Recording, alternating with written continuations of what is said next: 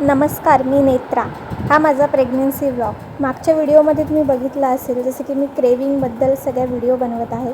तसेच आज संध्याकाळी मला उपमा खायचा मूड झाला, तर मी आज उपमा बनवत आहे. तुम्ही बघू शकता, मी रवा घेतला आहे, त्यानंतर कढई घेतली आहे. आता उपमा बनवायला मी स्टार्ट करते. आता जसं की उपमा बनवण्यासाठी जसं की कांदा, टोमॅटो मी कापून घेते.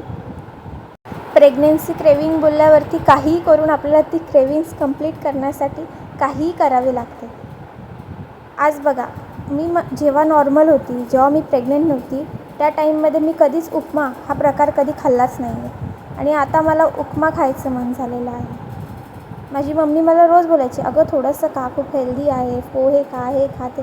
मी कधीच नाही, पण आज मला असे वेगळेच क्रेविंग्स येत आहेत, जसं की उपमा वगैरे, पोहे वगैरे किंवा स्पायसी फूड. असे माझे वेगळेच प्रेग्नन्सी क्रेविंग आहे.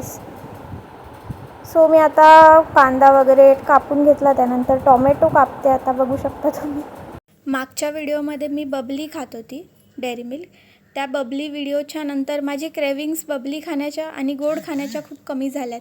आता मी लिटरली खूप स्पायसी आणि असं तिखट खूप जास्त फूड खाते आणि मला त्याच क्रेविंग जास्त होत आहेत. बिफोर प्रेग्नन्सी मी एवढं गोड खाल्लं आहे की मला गोडशिवाय राहायला होतच नाही, आणि आता गोड पूर्ण बंद झालं आहे. आता तुम्ही बघू शकता, मी तेलामध्ये शेंगदाणे टाकते आणि फ्राय करते. हे एक वेगळं आहे. ॲक्च्युली मी उपमामध्ये शेंगदाणे टाकते, जरा खूप वेगळं म्हणजे चव येते याच्यामुळे. आणि हे फ्राय वगैरे करून घेतले ना तेलात, तर खूप चांगले लागतात. त्याच्यामुळे तेलात फ्राय करून घेतलं. त्यानंतर रवा आता मी फ्राय करून घेते.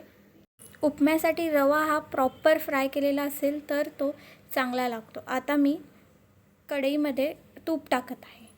गोवर्धन घीमध्ये मी प्रॉपर हा उपमा बनवत आहे. प्रत्येक प्रेग्नंट लेडीचे क्रेविंग्स हे वेगवेगळे असते. कोणत्या लेडीला गोड खाऊसे वाटते, कोणाला तिखट खाऊसे वाटते. आपण काहीच सांगू शकत नाही. तुम्हाला काय वाटतं, तुम्ही जेव्हा प्रेग्नेंट होतात तेव्हा तुम्हाला काय खाऊसे वाटत होते, किंवा तुम्ही आता प्रेग्नेंट आहात तर तुम्हाला काय वाटते आहे, तुम्ही कोणते फूड जास्त फ्राय खाता आहात ते मला नक्की कमेंट करून सांगा. आता बघा तुम्ही, जस्ट मी सगळं म्हणजे जे मी कट केलं होतं, टॉमॅटो, कांदा आणि कढीपत्ता मी टाकलेला आहे. तुम्ही बघू शकता.